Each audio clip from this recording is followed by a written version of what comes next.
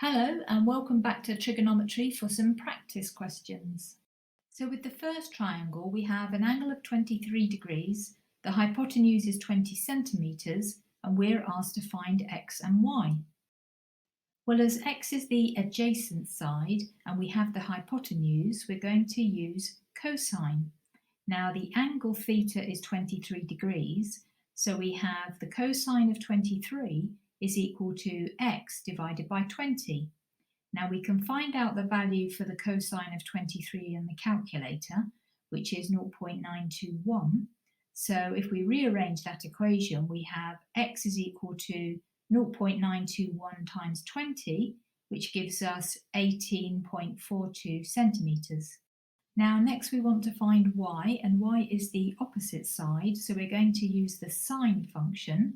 And again, the angle is 23, so we have the sine of 23 is equal to y divided by 20. And we can find the value for the sine of 23 on our calculator, which is 0.391. So y is equal to 0.391 times 20, which is equal to 7.82 centimetres. In the next triangle, we have an angle of 24.5 degrees and a hypotenuse of 12 centimetres, and we're asked to find A and B. Well, in this triangle, A is the opposite side, so to find A, we have to use the sine function. So the sine of 24.5 is equal to A divided by 12. Now we can work out sine of 24.5 on the calculator as 0.415. So A is equal to 0.415 times by 12, which is equal to 4.98 centimetres. And likewise, B is the adjacent side, so this time we use the cosine function. So the cosine of 24.5 is equal to B divided by 12.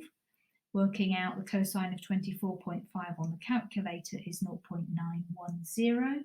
So B is equal to 0.910 times by 12, which is equal to 10.92 centimetres. And in the last triangle, we have an angle of 40 degrees and the opposite side is 64 centimetres, and we're asked to find h. So as we have the opposite side and we want to find the adjacent side, we have to use the tangent function. So the tan of theta, which in this case is 40 degrees, is equal to 64 divided by h.